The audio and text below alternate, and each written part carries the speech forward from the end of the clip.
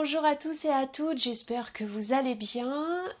Moi je suis heureuse de vous retrouver pour cette vidéo crash test des produits Embryolisse pour le teint. Donc c'est la poudre compacte et la CC crème. Elle a un indice 20 mais avant j'ai quand même appliqué une base de Nivea à 50.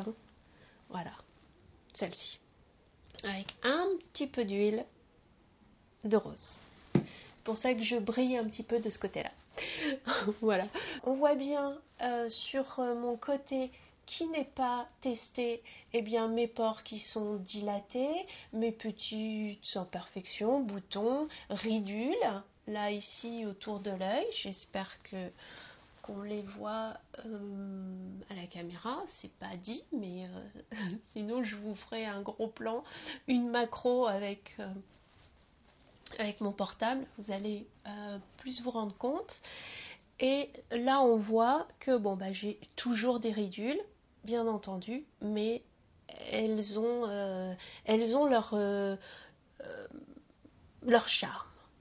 Dans le test également, je vais commencer les cils. J'ai moins de cils et du coup, les mascaras, ça sert plus à grand chose. Je suis en train d'essayer de porter des faux cils. C'est pas facile pour moi de porter des faux cils. Donc du coup, je me suis laissée tenter pour essayer. J'en ai pour plus de 28 jours à essayer, voir si mes cils repoussent. Voilà. Ouais, et je vais patienter, moi, pendant 30 minutes à peu près, pour voir l'évolution de cette CC crème sur ma peau, surtout sur ma base, qui est ma Nivea Sun protection solaire, car je compte bien l'utiliser vraiment sur le long terme et tous les jours, même pendant l'hiver, cette crème, pour justement ne plus, c'est peut-être pas possible, mais au moins limiter l'apparition des taches, voilà, de soleil, donc de vieillesse. Donc on voit bien que je brille beaucoup, mais c'est volontaire vraiment pour voir en conditions extrêmes quand on va avoir beaucoup d'excès de sébum par exemple, voir si cette base de teint tient surtout sur les rides et qu'elle ne glisse pas sur les rides. Voilà, donc écoutez, oh j'ai un gros point noir là, oh c'est laid ça. Alors surtout, faut pas s'enlever les points noirs quand on est maquillé. Non. Mais aussi, si vous avez testé ces produits et puis que vous avez un complément d'information, surtout, n'hésitez pas à me donner votre avis sur quel résultat vous avez obtenu vous.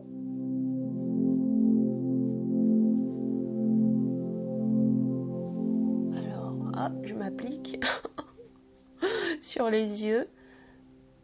Car j'ai des gros joues, je rigole souvent, j'aime sourire et j'ai les rides qui se marquent de plus en plus, et surtout celle-là, là, au creux, là. Et du coup, à chaque fois que je mets soit de l'anti-cerne ou comme là de la CC crème, du fond de teint ou etc., ça me marque la ride encore plus, quoi. Alors je sais pas si la jonction va bien se faire parce que je pense que ça finit quand même par sécher et se fixer. Au moins on saura, je vais m'en mettre sur le dos de la main, ce sera mieux.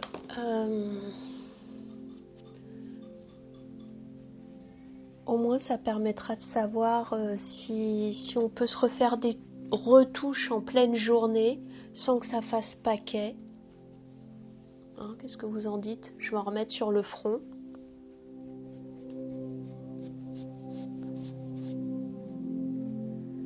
C'est le défaut quand on vieillit, c'est qu'on a tendance à en mettre comme quand on était plus jeune et qu'on avait des imperfections à cacher, où là on pouvait se permettre de vraiment mettre la couche. sans pour autant avoir l'air complètement plâtré, et ça marquait pas réellement notre visage. Là, malheureusement, avec une peau qui se ridule de partout, et ben, l'idéal, c'est de trouver quelque chose qui est très fluide, couvrant, mais très très très très fluide, qui laisse mouvoir et même voir quelque part la ride, et qu'elle puisse se mouvoir, cette ride, sans faire rentrer le produit à l'intérieur. Voilà. Bon, bah écoutez, c'est super. Alors, mon cou, j'aime pas trop. Voilà, je reprends. Je vais faire un petit peu un contouring là. Les pommettes.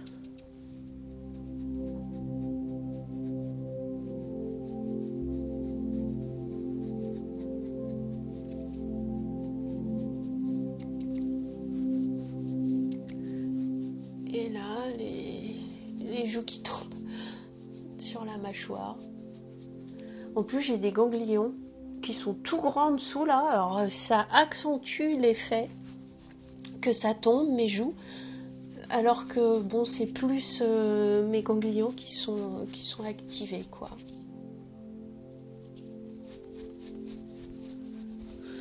Bon, bah, elle est plutôt fluide, cette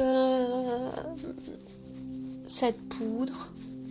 C'est vrai qu'elle s'étale pas mal. Alors, je suis... Bon. On va attendre quelques minutes que les agents de loin s'écoulent.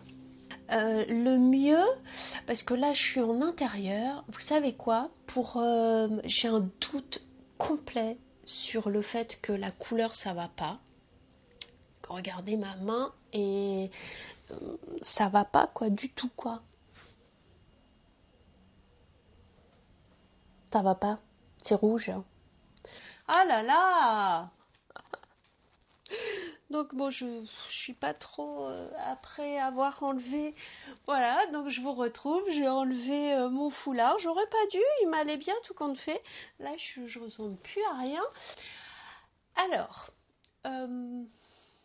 qu'est-ce que j'en pense vraiment après, eh bien, plus d'une heure sur moi. Ils auraient pu quand même décliner plusieurs couleurs. Alors, mon avis est partagé. Ça reste un très très bon produit, je dirais.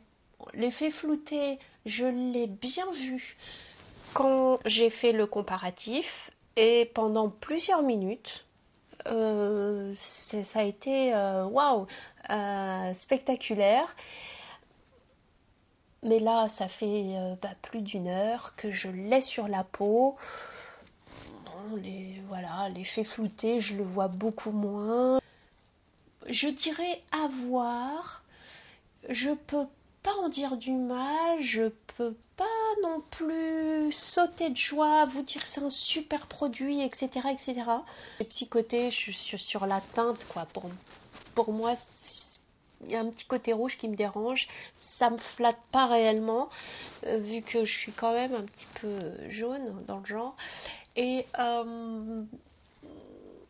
je vous referai une vidéo de make-up par exemple, et je vous parlerai de cette base de teint si je la continue. Vite fait, si j'ai retrouvé des cils, et si ma base de teint fonctionne. Voilà, il y a plein de bonnes promesses dedans. On verra. Je vous dis à bientôt, prenez soin de vous, passez de bonnes fins de vacances, et puis je vous dis à bientôt pour une prochaine vidéo.